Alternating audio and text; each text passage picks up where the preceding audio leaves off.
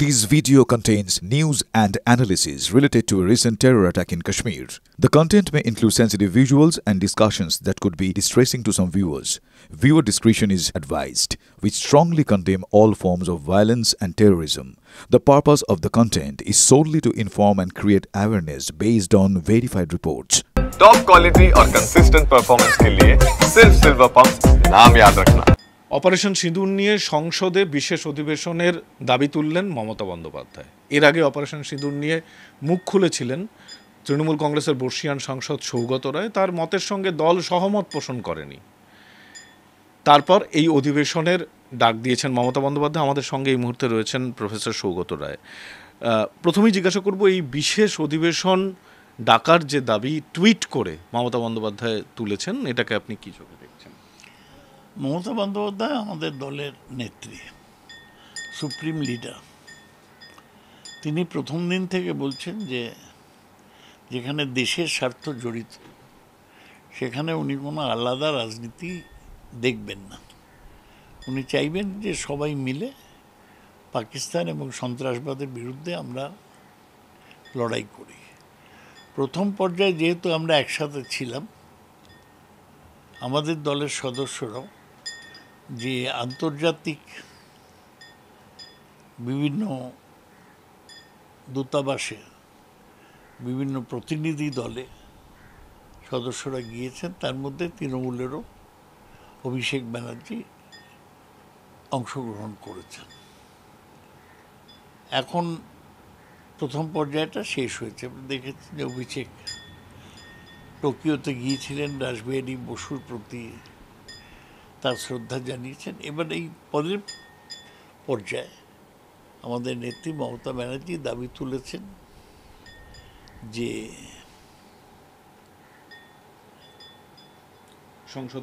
সংসদের বিশেষ অধিবেশন ডাকা হোক। এটা খুব স্বাভাবিক দাবি। আপনি হয়তো জানেন, যখন দ্বিতীয় বিশ্বযুদ্ধ চলছে, রোজ লন্ডনে বোম পড়ছে, চার্চিল মাটির তলায় বেসমেন্টে রয়েছেন, সেই সময় কিন্তু পার্লামেন্ট সমানে চলেছে। দেশের যদি ক্রাইসিস থাকে তাহলে সবচেয়ে জরুরি সেই ক্রাইসিসের সময় পার্লামেন্টের মধ্যে, যেটা দেশের উচ্চতম সংস্থা, সেখানে আলোচনা হোক।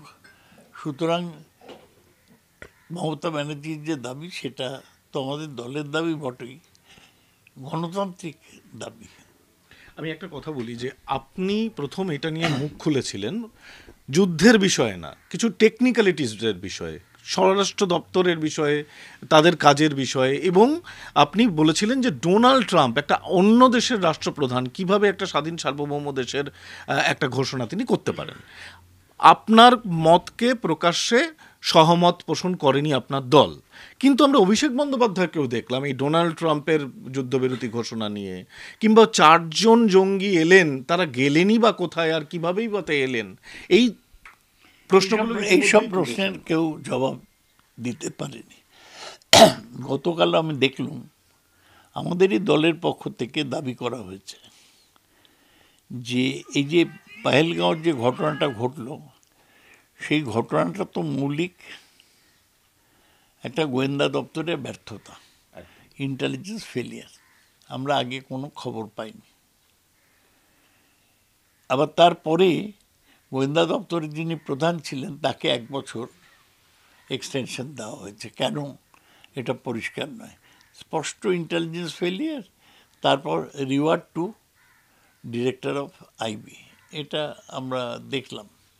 আমাদের সব ব্যাপারটাই ধোঁয়াশে লাগছে। অভিষেক ফিরুক, তারপর মমতা ব্যানার্জি যদি ডাকেন নিশ্চয়ই আমাদের বলবেন।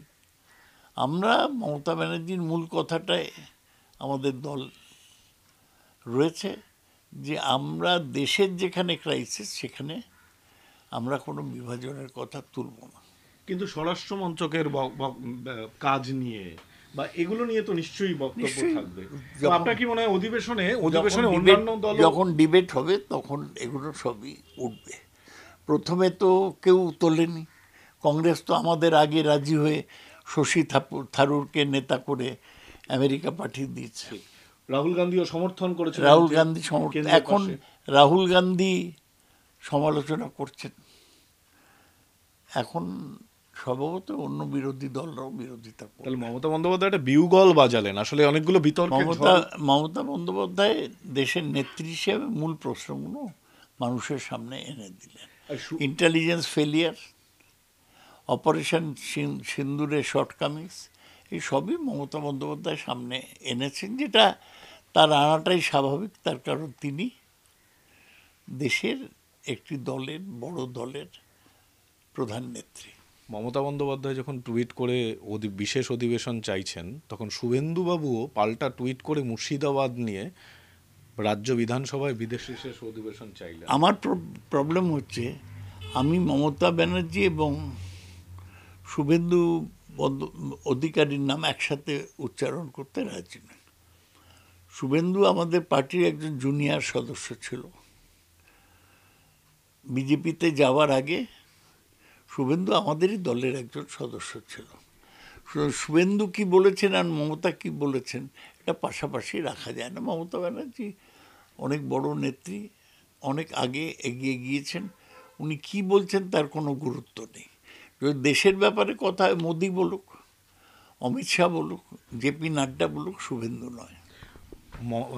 নরেন্দ্র মোদী বাংলায় আসছেন, তারপরে শোনা যাচ্ছে যে অমিত শাহও আসছেন, তাহলে কি সবই 26-এর লক্ষ্যে প্রস্তুতি শুরু হয়ে গেল? হ্যাঁ, বিজেপির মধ্যে একটা হতাশা এবং ডেসপারেশন একসাথে আসছে। ওরা অনেক চেষ্টা করে বাংলায় জিততে পারেনি। 2019-এ 21-এ ওদের দাবি ছিল আগলে পার 200 পার, ওরা 200 পার হতে পারেনি।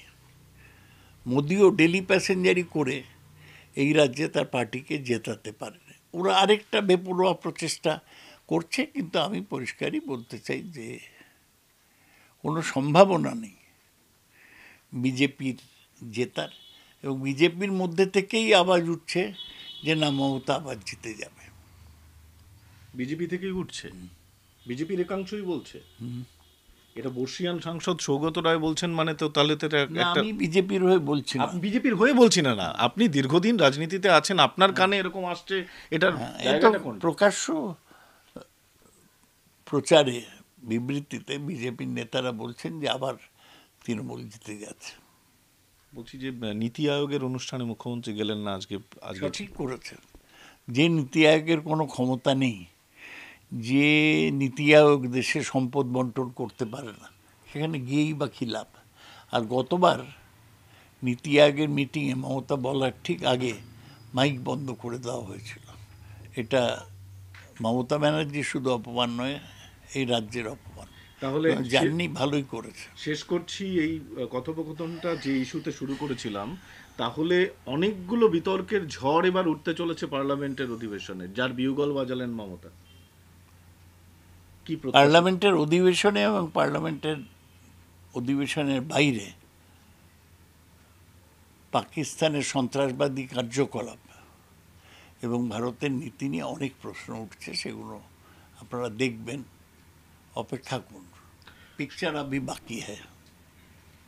শেষের কথাটা অত্যন্ত ইঙ্গিতবাহী। দীর্ঘদিন ধরে দিল্লির রাজনীতি, বাংলার রাজনীতিতে রয়েছেন সৌগত রায়।